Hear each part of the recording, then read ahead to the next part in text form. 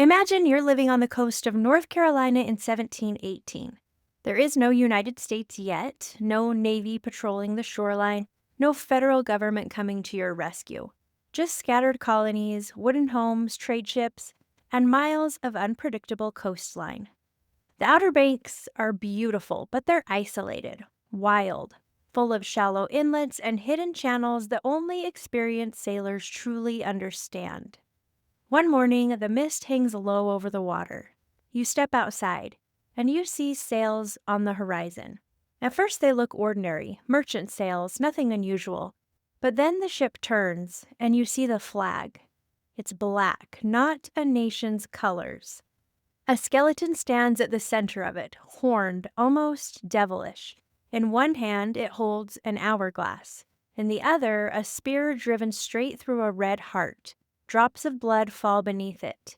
The message is unmistakable. Your time is running out, and mercy is not coming. This is clearly a pirate flag, and not just any pirate, Blackbeard.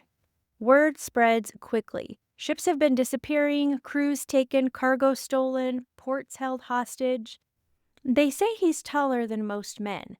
They say smoke surrounds him before battle, that his beard smolders in the wind, and that when he steps onto the deck, he looks as though he's walked straight out of hell. They say he laughs during a fight. They say he cannot be killed. And now his ship is just offshore, close enough that you can see the cannons lining the hull, close enough to know that if he comes ashore, there is no one to stop him. Because in 1718, the Carolina coast doesn't belong to a government. It belongs to whoever is bold enough to take it. And for a brief, violent moment in American history, that man was Blackbeard. In every state, there's a story they don't tell you, a mystery left unsolved, a secret buried beneath the surface, a moment in time when something went terribly wrong. Welcome to History's Dark Corners, the podcast that pulls back the curtain on America's most unsettling stories, one state at a time. I'm Melissa Hamblin, and tonight we're pinning North Carolina to the map. Welcome to the map room. Pull up a chair, keep your lantern close, because we have dark waters ahead. This evening, we're stepping into a chapter of American history most people forget, into a time before there was a strong navy guarding the coast, when trade ships slipped through shallow inlets with little protection, and black sails could appear on the horizon without warning. A time when piracy wasn't a costume or a movie. It was real, and it was happening here, on what would one day become American soil. This is the dark history of North Carolina. This is Blackbeard the Pirate.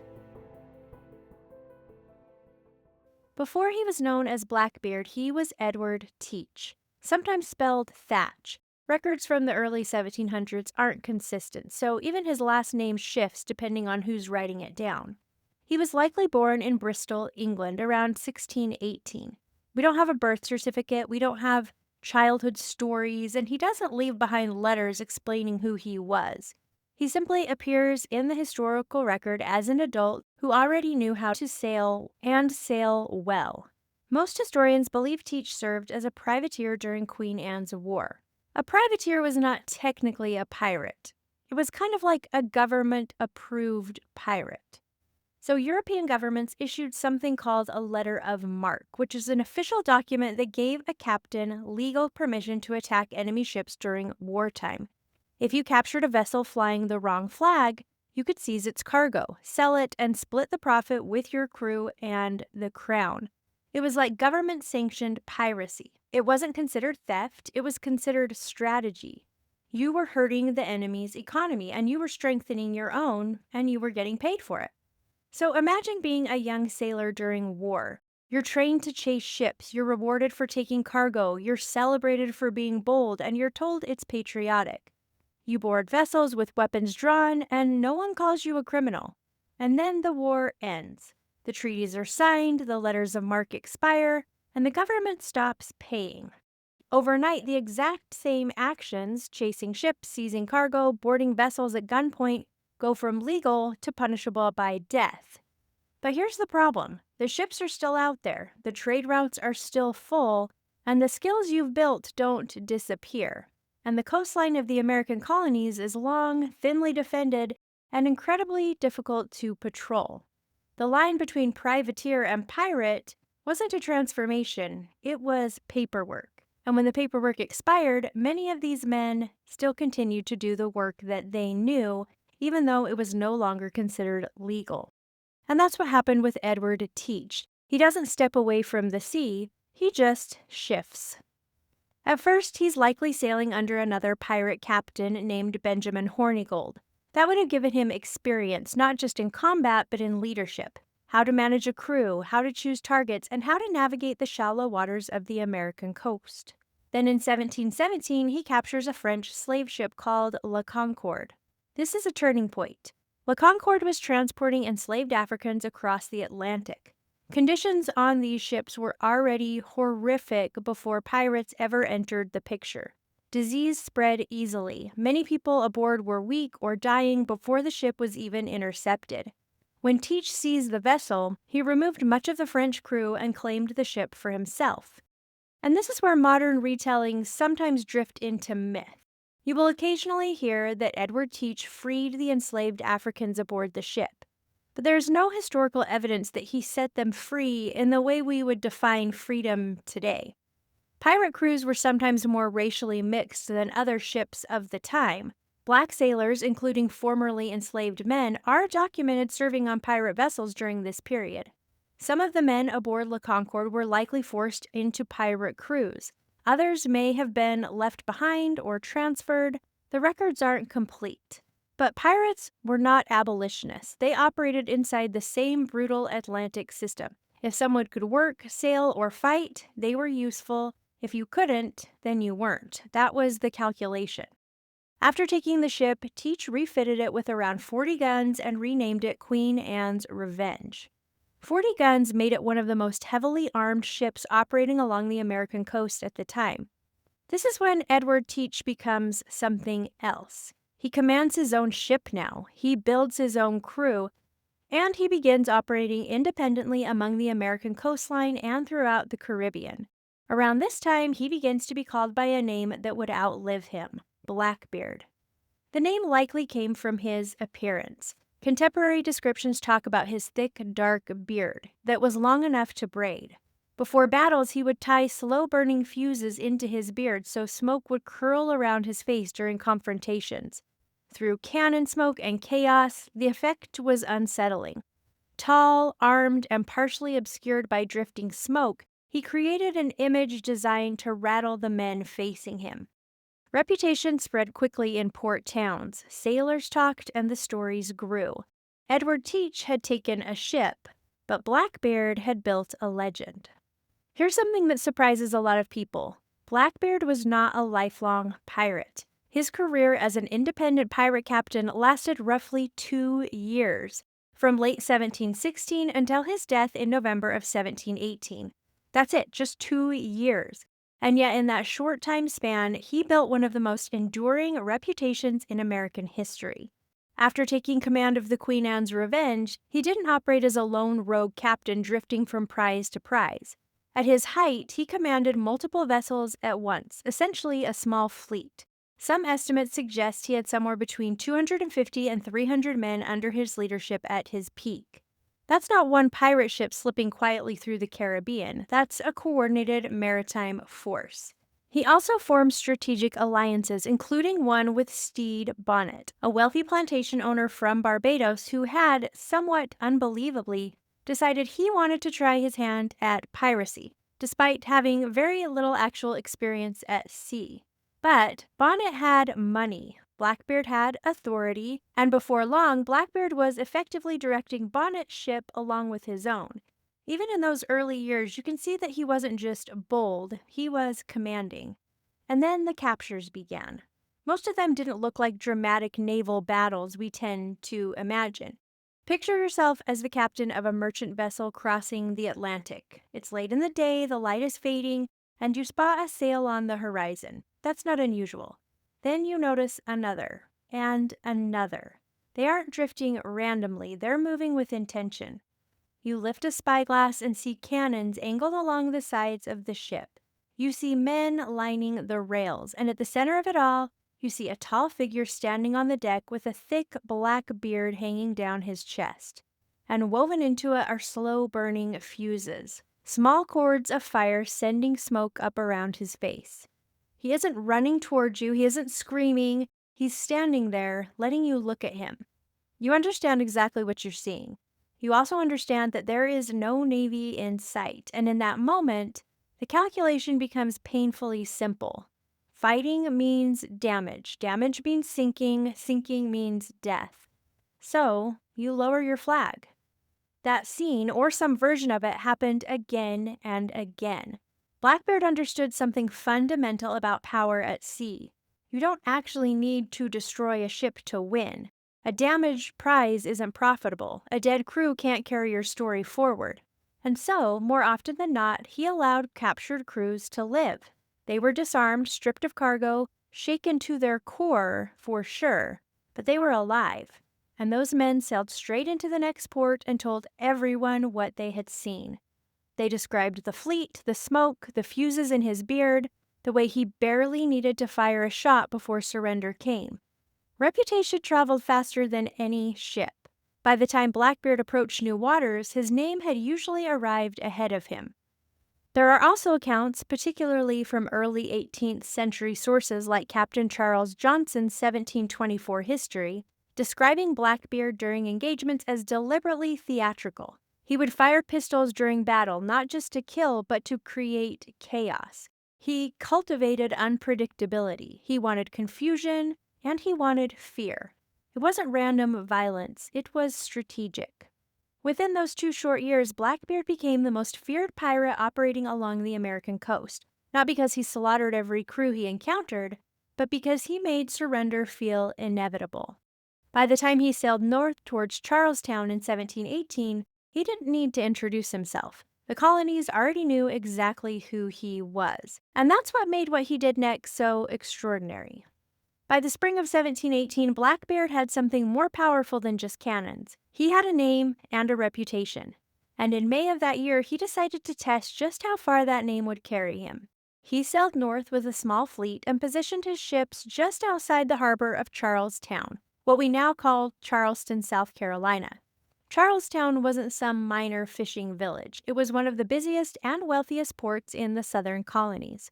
Ships moved constantly in and out of the harbor carrying rice, indigo, deerskins, enslaved laborers, and imported goods from across the Atlantic. It was money in motion, and Blackbeard anchored himself right at the mouth of it.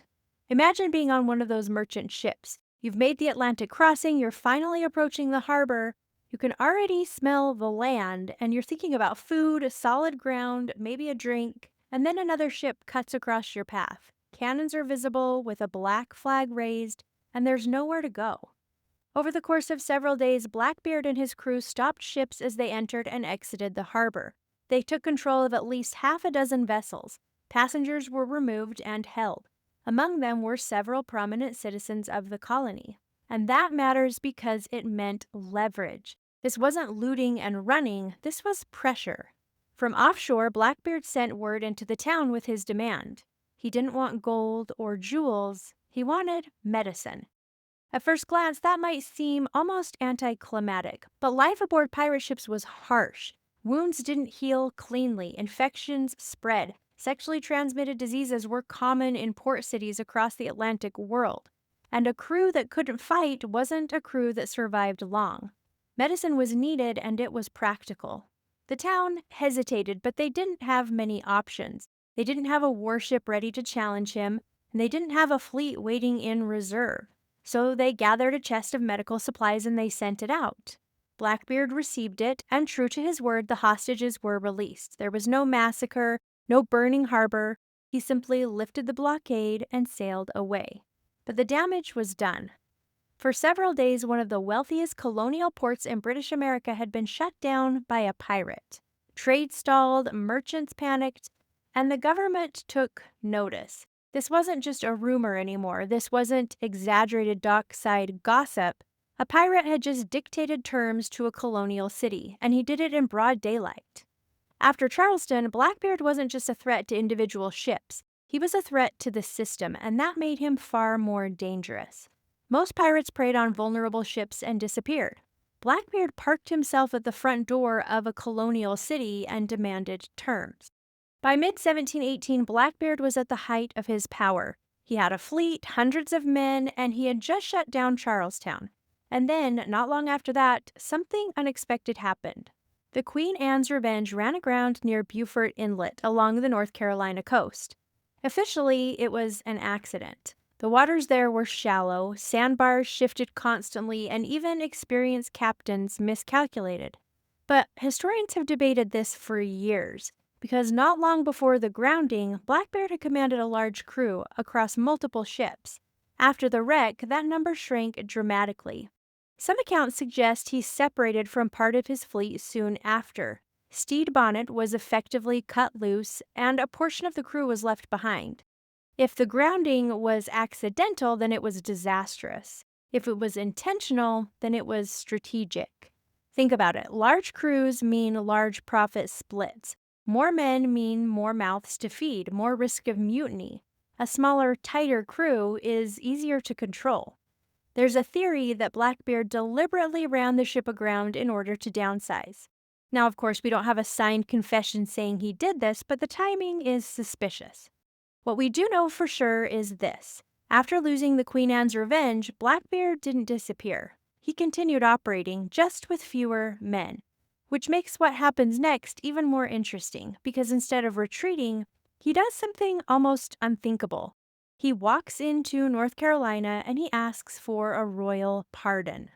After the Charleston blockade, Blackbeard had proven he could disrupt an entire colonial port. That kind of visibility put pressure on the British crown. By 1718, piracy had exploded in the Atlantic world. When Queen Anne's War ended, thousands of privateers suddenly found themselves unemployed.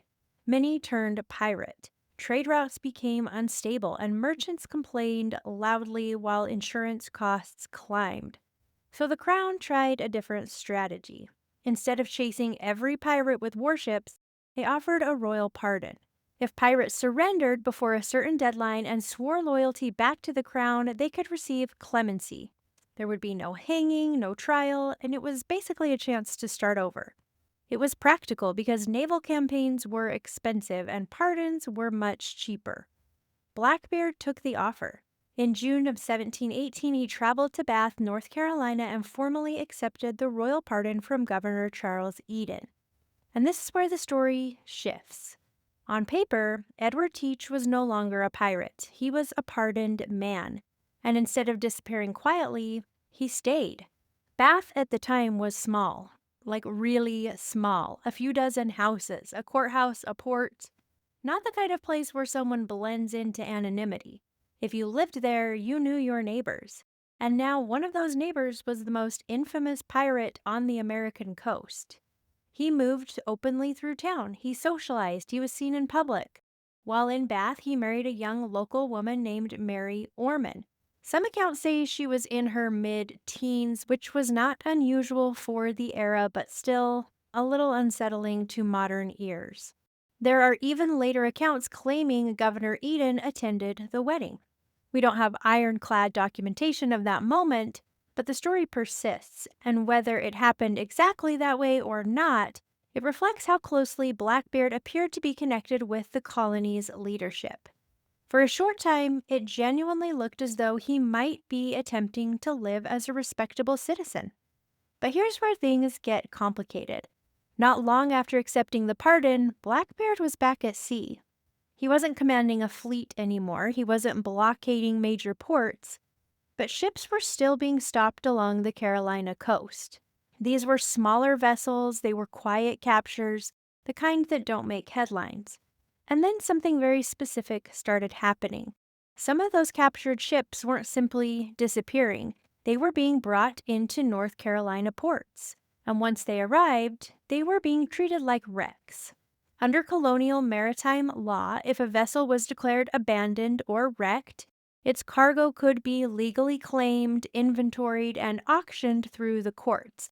The proceeds would then be distributed according to colonial regulations. So, imagine the process. A ship is intercepted at sea, its captain loses control, the vessel is escorted into a North Carolina harbor, paperwork is filed declaring it a lawful salvage claim, its goods are all cataloged, and then they are sold. On paper, everything appears legitimate. There's no skull and crossbones flag, no official acts of piracy, just a damaged ship and recovered cargo. But here's the problem. Ships rarely accidentally drift into port under the guidance of a recently pardoned pirate. If Blackbeard was involved in stopping those vessels, and evidence strongly suggests he was, then someone in authority had to approve how those ships were processed once they arrived. That authority rested with Governor Charles Eden and the colonial court system. We don't have a signed confession that this happened. We don't have documents saying, yes, they were sharing profits, but we do have a lot of complaints. Virginia merchants accused North Carolina of allowing piracy to continue under a legal mask. They claimed illegal cargo was being quietly funneled through the courts and redistributed as if it had been salvaged. In other words, piracy with paperwork. And if you step back and look at the incentives, the arrangements make sense. For Blackbeard, the pardon would have given him something invaluable: legitimacy. He could anchor in port, he could resupply, he could operate without constant pursuit, as long as what he brought in could be explained. For North Carolina, which was smaller and less economically powerful than neighboring colonies, those goods meant money, trade, stability, protection. A heavily armed ship sitting off your coast could deter other pirates just as easily as it could commit piracy. It didn't have to be a dramatic conspiracy with secret meetings in candlelit rooms. It could have been something quieter. A nod, a signature, a decision not to look too closely at what was happening. But to Virginia merchants watching their ships vanish and then reappear as legal salvage in North Carolina courts, it didn't look quiet. It looked corrupt. It looked like the governor was shielding a pirate. And that's when this stopped being just a coastal nuisance, and it became political. Blackbeard may have believed he had secured protection. Instead, he had drawn attention from a colony that was far less willing to play along. If North Carolina was willing to tolerate the situation, or at least move slowly, Virginia was not. Virginia's governor at the time was Alexander Spotswood, and from his perspective, this had gone far enough. Ships sailing in and out of Virginia were vulnerable. Merchants were complaining, and insurance costs were rising. Trade disruption meant lost revenue, and lost revenue meant political pressure. But it wasn't just about money. Spotswood believed North Carolina was either unable or unwilling to deal with the problem. And if that was true, he wasn't going to wait. So he made a bold and legally questionable decision. Without coordinating with North Carolina's governor, he authorized a military expedition into their waters. That alone tells you how serious this had become. He placed Lieutenant Robert Maynard in command. Maynard wasn't handed a massive warship. The waters around the Outer Banks were too shallow and unpredictable for that. Large naval vessels could easily run aground. Instead, he was given 2 smaller sloops. They were light and maneuverable ships that could slip through narrow inlets and shifting shoals. The mission wasn't complicated. Find Blackbeard and end it. By November of 1718, intelligence reached Virginia that Blackbeard was anchored near Ocracoke Island, an inlet often called Teach's Hole. And here's the part that feels like a movie. It was early morning on November 22nd when Maynard's ships approached. Blackbeard's crew was smaller than it would have been at his peak. Some accounts suggest only around 20 men were aboard. Others say some of the crew had been ashore the night before. Whatever the exact number, this wasn't the 300-man fleet of his heyday. But he was still dangerous. When the 2 forces spotted each other, cannon fire erupted at close range. One of Maynard's vessels ran into trouble almost immediately in the shallow water. Shots tore through the wood. Several of his men were killed in the opening exchange. Blackbeard reportedly mocked them from his deck. The fighting closed the distance quickly. Maynard later wrote that he ordered most of his surviving crew below deck, making his ship appear crippled and nearly finished. From Blackbeard's perspective, it must have looked like victory. So he did what pirates did. He boarded the ship and his men followed. And that's when Maynard's crew surged up from below. What followed wasn't naval maneuvering anymore, it was hand to hand combat. Pistols at close range, cutlasses, smoke, splintered wood, explosions. According to Maynard's report, Blackbeard was shot multiple times and slashed repeatedly before he finally fell. One account claims 5 gunshot wounds and more than 20 cuts. Those numbers come from the official report, but they may be slightly dramatic. But what seems clear is this: he did not go down easily. When it was over, Blackbeard lay dead on the deck of the ship.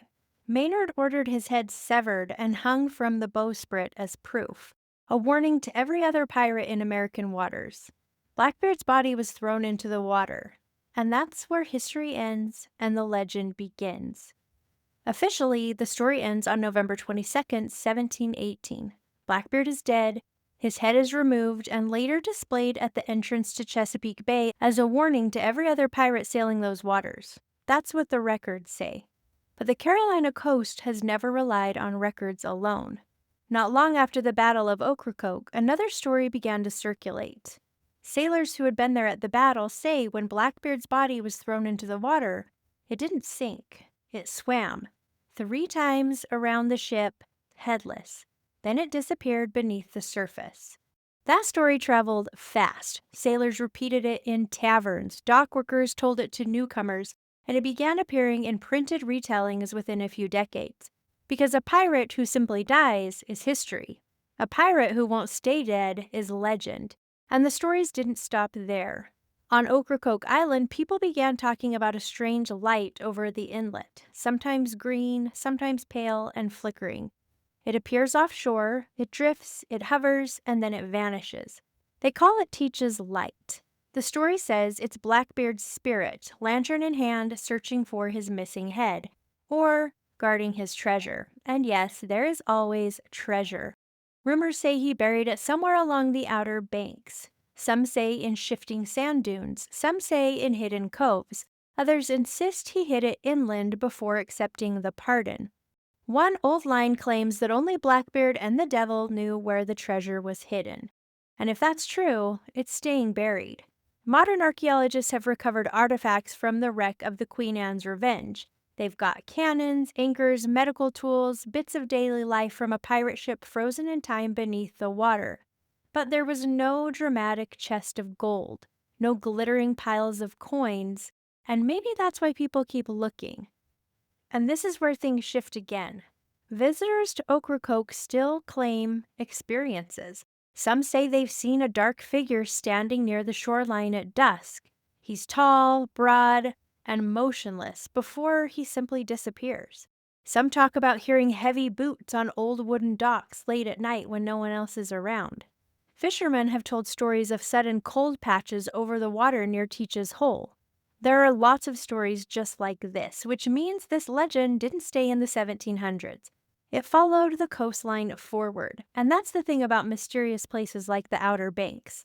The fog rolls in thick, the wind carries sound strangely, and the water turns black after sunset. If you stand there long enough watching the horizon, it's not hard to imagine black sails. More than 300 years later, people still talk about Blackbeard. They still watch for the light. They still wonder about the treasure.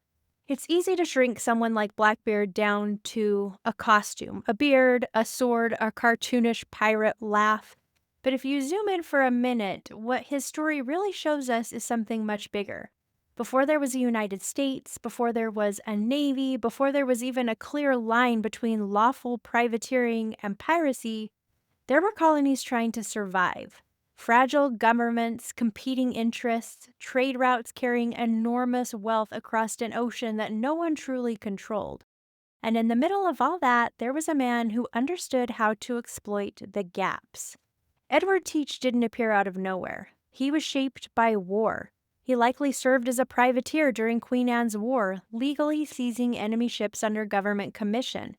And when that war ended, the legal violence didn't disappear. The commission did, but the ships didn't and the skills didn't. For roughly 2 years, that's it, just 2 years, he operated as one of the most powerful pirates in the Atlantic world. In that short span, he commanded a fleet, he shut down Charleston, he accepted a royal pardon, and he lived openly in a colonial town. and he forced one colony to invade another to bring him down. That's not a cartoon villain, that's a political problem. North Carolina didn't just harbor a pirate, it exposed how unstable the early colonies really were. A man could blockade a major port, accept a pardon, marry into a local family, possibly socialize with the governor, return to sea, and leave neighboring colonies arguing over who had the authority or the courage to stop him. That's not folklore. That's early American history. And then, layered over that very real history, the stories took hold. The headless body circling the ship, the lantern light drifting over Ocracoke, and the treasure no one has ever quite found. Blackbeard sits right at the line where documented fact meets coastal legend. He was real, he died in American waters, but he never quite stayed there. More than 3 centuries later, people still stand on that shoreline at dusk, still watch the horizon, still look for the light. So the next time you think about pirates, maybe you won't picture a tropical island first. Maybe you'll picture the Carolina coast, the wind coming off the Atlantic, the mist rolling in, a black flag rising against the sky, and a story that refuses to sink. And if you ever find yourself standing on that stretch of Carolina coast as the sun drops low and the water turns black, don't be surprised if you catch yourself staring a little longer at the horizon, because that's where he would have come from. Black sails rising out of the mist, cannons lining the hull, a flag that promised no mercy, and just for a moment, you might understand why sailors once lowered their flags before a single shot was fired. If you enjoyed tonight's voyage into the dark waters of North Carolina, make sure you're following the show so you don't miss what we uncover next. New episodes drop every Tuesday, and we're charting a course through every state, one shadowed story at a time. If you haven't left a review yet, I would truly appreciate it. Your reviews help listeners find the map room, and they help keep the lanterns burning a little brighter around here. If you have a story you'd like me to explore, a legend from your hometown, a mystery that still lingers, or a piece of history that deserves another look, send it my way. You can email me at historiesdarkcornerspodcast@gmail.com. I read every message. You can also follow along on social media for behind-the-scenes content, episode updates, and a few extra clues along the way. And truly, thank you. Thank you for listening, thank you for being curious, and thank you for stepping into the dark with me. Until next time, keep your lantern lit, keep your curiosity sharp, and remember, every state has a dark corner. I'll meet you there.